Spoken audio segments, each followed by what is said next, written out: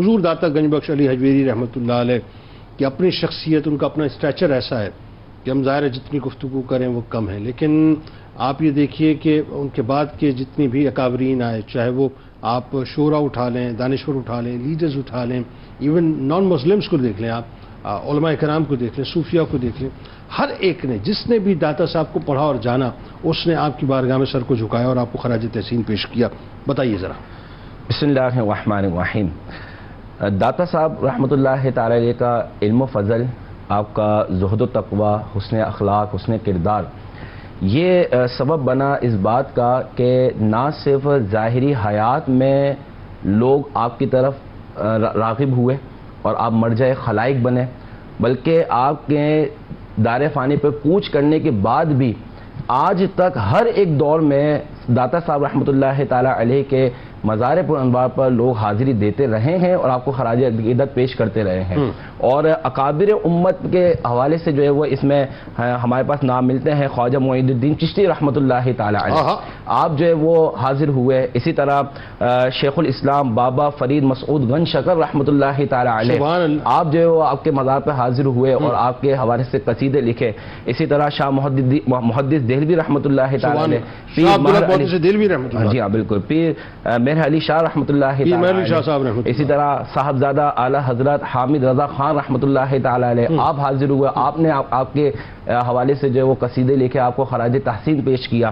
اسی طریقے سے سید نعیم الدین مراد آبادی رحمۃ اللہ تعالی علیہ، اور ایک طویل فہرست ہے اس طرح کے علماء کرام کی، اکابر امت کی، کہ جو داتا صاحب رحمۃ اللہ تعالی علیہ کے مزار پر حاضر ہوتے رہے ہیں اور آپ کو خراج عقیدت پیش کرتے ہیں. اور اس میں آپ ایک نقطہ اور اٹھائیے، اس پہ بھی بات کیجئے کہ آپ دیکھیے خواجہ معین الدین چشتی رحمۃ اللہ علیہ جب نائم رسول فی الہند بن کے جو ہے وہ ہندوستان کی بر صغیر کی سرزمین پہ تشریف لائے، تو آپ پہلے اجمیر نہیں گئے، پہلے آپ نے رخ جو ہے وہ لاہور کا کیا، اور لاہور میں آپ نے یہاں چلہ کشی کی، یہاں سے فیضان لینے کے بعد پھر آپ نے جا کے اس مشن کا آغاز کیا جہاں لاکھوں لوگوں کو اپنے دستے مبارک پہ آپ نے بیٹھ. جی ہاں بالکل، یہ ہمارے اسلاف کا طریقہ کار ہوا کرتا تھا کہ وہ مشائخ کی بارگاہ میں حاضر ہوا کرتے تھے اور ان کی بارگاہ میں حاضر ہونے کے بعد علم و فضل حاصل کرنے کے بعد مقام حاصل کرنے کے بعد پھر دوسری جگہ جا کے اس فیضان کو عام کیا کرتے تھے. یہ مشائخ کا ایک معاملہ تھا، جیسا کہ خواجہ صاحب رحمۃ اللہ تعالی علیہ کی سیرت میں بھی ہمیں یہ چیز ملتی ہے. اس کے علاوہ شاعر مشرق علامہ اقبال رحمۃ اللہ تعالی علیہ، آپ نے بھی جو ہے وہ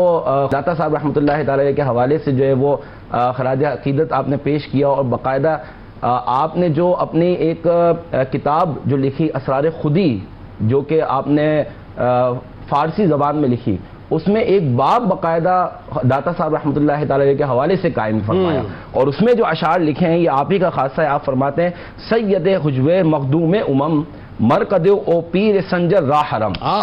یعنی داتا صاحب رحمۃ اللہ تعالی علیہ کا مزار پرانوار وہ ہے کہ جہاں جو خواجہ اجمیر الدین رحمۃ اللہ تعالی علیہ کا جو ہے وہ حرم بنا کرتا ہے.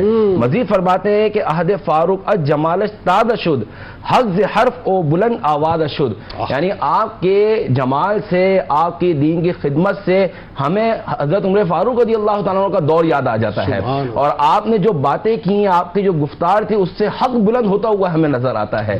یہ خراج عقیدت پیش کرتے ہیں شاعر مشرق علامہ اقبال رحمۃ اللہ تعالی علیہ. مزید اگر ہم بات کریں مجدد الفسانی رحمۃ اللہ تعالی علیہ کی، تو آپ کے جو اقوال ہمیں ملتے ہیں اس میں ایک بہترین قول، جیسا کہ آپ نے بھی ذکر کیا، آپ فرماتے ہیں کہ میرے نزدیک یہ شہر لاہور ہے یہ تمام ہندوستان کے شہر کا قطب ہے یہ. اور وجہ کیا ہے؟ وجہ یہ ہے کہ اس میں داتا صاحب رحمۃ اللہ تعالی علیہ اس طرح آپ کو خراج عقیدت پیش کرتے نظر آتے ہیں. اور خاص کر ہم خواجہ معین الدین چشتی رحمۃ اللہ تعالی علیہ کی آپ کی محبت اور عقیدت جو آپ نے پیش کی، اور جن الفاظ سے آپ کو خراج عقیدت آپ نے پیش کیا، وہ الفاظ آج بھی ستاروں کی طرح آپ کے مزار پرانوار پہ چمک رہے ہیں.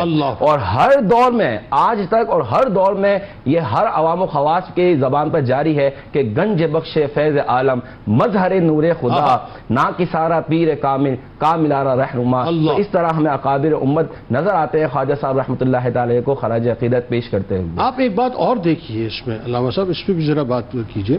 میں بھی غور کر رہا تھا آپ کی گفتگو سے ہی، جیسے ابتدا میں بات ہوئی کہ آپ 8ویں پشت ہیں مولا کائنات حضور داتا گنج بخش علی حجویری رحمۃ اللہ علیہ. اب توجہ کیجیے گا اس بات پہ.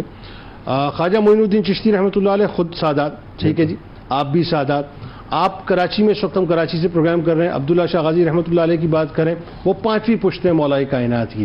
آپ دیکھیے آپ کو چاروں طرف جو ہے فیضان سادات ہی کا نظر آتا ہے کہ اللہ تبارک و تعالیٰ نے سرزمین پہ خاص کرم کیا ہے کہ سادات کے قدمین شریفین کا صدقہ آج ہمارے گھروں کے اندر اسلام موجود ہے. بتائیے. جی ہاں، بالکل ایسا ہی ہے. اور خاص کر طریقت کے حوالے سے اگر ہم دیکھتے ہیں تو حضرت علی رضی اللہ تعالی عنہ سے جو یہ سلسلہ شروع ہوتا ہوا نظر آتا ہے، اور پھر ایک جو کڑی چلتی ہے امام حسن اور امام حسین رضی اللہ تعالی عنہ. تو یہ فیضان نہ صرف پاک و ہند میں بلکہ آپ عرب میں بھی جائیں، آپ دنیا کے اور بھی مقامات پہ جائیں تو ہمیں یہی فیضان نظر آتا ہے کہ ہر طرف سادات نظر آتے ہیں اور وہ دین کی خدمت کرتے ہوئے ہمیں نظر آتے ہیں. بالکل ٹھیک، بہت شکریہ. پیغام آگے پہنچاتے ہوئے نظر